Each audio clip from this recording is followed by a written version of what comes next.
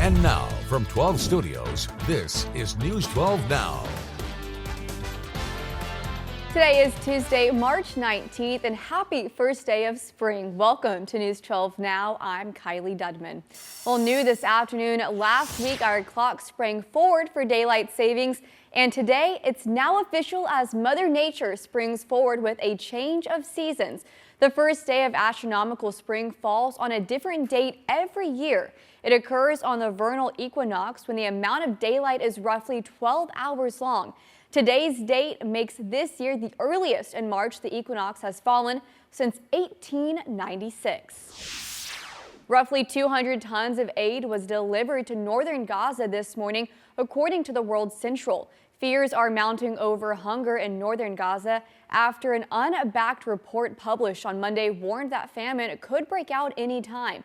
A second boat loaded with 240 tons of aid is ready to depart from Cyprus, but bad weather has kept it docked. While welcoming the success of the maritime corridor into Gaza, aid agencies and the UN have warned that sea deliveries and airdrops remains hugely less effective methods of delivering aid. Well, time is running out for former President Trump to come up with $454 million for a bond needed to appeal his civil fraud case in New York State. Natalie Brand has the latest from Washington, D.C. Former President Donald Trump is facing a deadline next week, owing nearly $500 million from his New York civil fraud judgment. After Trump was unable to reach agreement with more than 30 companies that provide appeal bonds, his attorneys said raising the money in time is a practical impossibility. Without a bond, New York Attorney General Letitia James could begin freezing bank accounts and seizing prized properties, including Trump Tower and 40 Wall Street. The bottom line is this is rigged. Trump is facing a cash crunch not only to fight his multiple legal battles, but to fund his presidential campaign. At the start of 2024, his cash on hand has lagged behind the Biden campaign.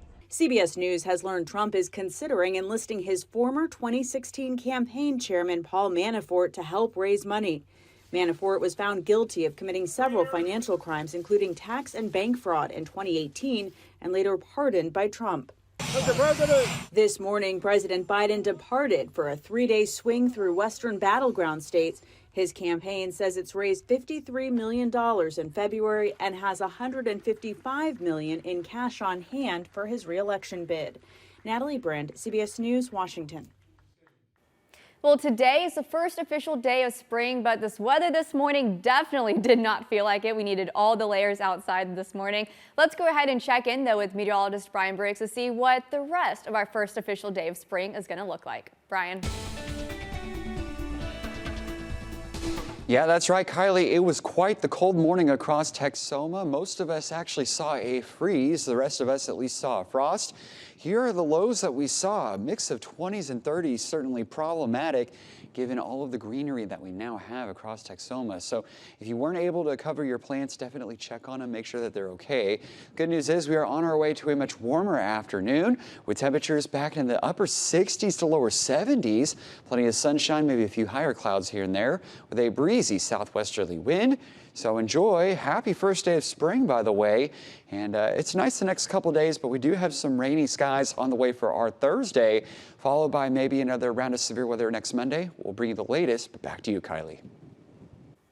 A Duncan man is in the Stevens County Jail accused of trying to attack officers and first responders with a meat cleaver. It began as a medical call at the Duncan Plaza Apartments. Court records show that's when 65-year-old Stanley Ruffner started swinging the cleaver at firefighters and EMS personnel, forcing them to back down a hallway. He then charged at police officer who was able to talk him to dropping the bladed weapon. Ruffner was arrested and charged with 7 counts of assault with a dangerous weapon.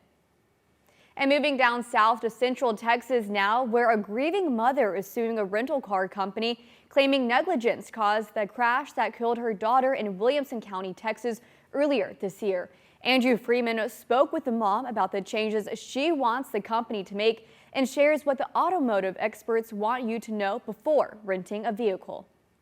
Lourdes Galeas is the proud owner of the Comida Tex-Mex Hondureña food truck. I've always been interested in Honduran food. Originally from Honduras, her food is loved by her customers and 6 children alike. My daughter Jenny really enjoyed chicken with her. As a mother, Lourdes is grieving.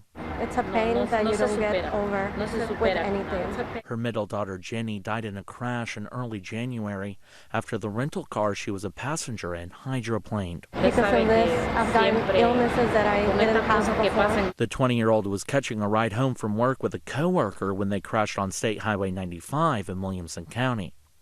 Lourdes says Jenny was a vibrant young woman with goals of becoming a nurse and buying a home. My daughter was a very happy girl, very charismatic. The crash report notes one of the tires was measured at a tread depth of 2/32 of an inch, a depth the Texas Department of Public Safety notes shouldn't be drivable.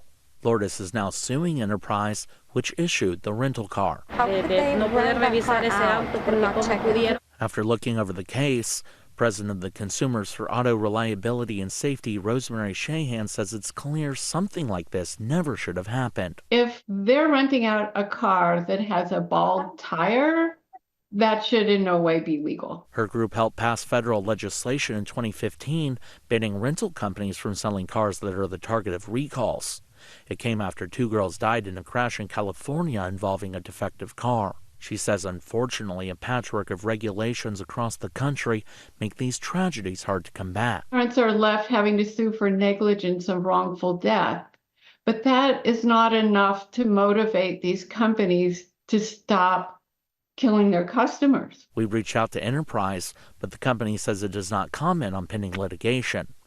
Lourdes' attorney, Laura Ramos James, says the lawsuit isn't about the money. Going to try to change the way they operate so that incidents like this, where somebody's life is unnecessarily taken, are never happen again. And Lourdes just wants the public to know what's going on with the vehicle they're renting. Be careful to check those cars because you're going out there to rent a car, not thinking that you could lose your life.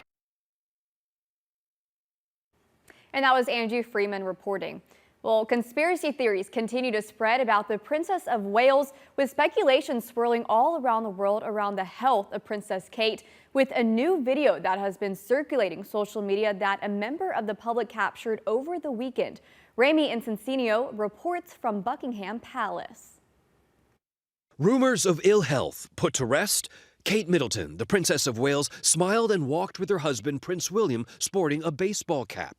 This video, obtained by TMZ, shot in Windsor as the couple left a farm shop near her family home over the weekend. I think the fact that Kate has been seen looking happy, healthy and active will hopefully dampen down some of the wilder speculation. Roya Nika is royal editor for the Sunday Times. It's a couple having private time, out and about, doing some shopping for their family. I think it puts paid to a lot of the more ridiculous conspiracy theories out there on social media.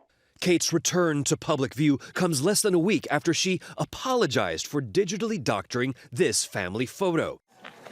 Her last official engagement was Christmas Day, nearly 3 months ago.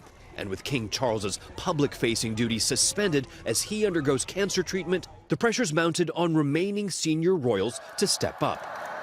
Both Queen Camilla and Prince William continued to carry out public duties on behalf of the king. How fast can Easter get here for the royals? I don't really think they're thinking about it like that. Whether or not the Princess of Wales decides to do the walk to church on Easter Sunday, she may not. But I think, they're sticking to their schedule and still expecting to see her resume public duties after mid-April. And Easter is key because Kensington Palace has always maintained that Kate would return to public duties only sometime after that holiday. CBS News has reached out to the palace, but there's been no comment while the royals are on their private time. Rami Inocencio, CBS News, London. Well, recall alert, a brand of Trader Joe's cashews is being recalled over salmonella concerns. The recall involves some of the Trader Joe's 50% less sodium roasted and salted whole cashews. The Food and Drug Administration says during routine testing, some of the recalled product tested positive for salmonella. The recalled cashews were sold at Trader Joe's in 16 states, including Texas. There have been no illnesses reported at this time, but consumers should still return the products for a full refund. This is the second food recall Trader Joe's has had in the last month.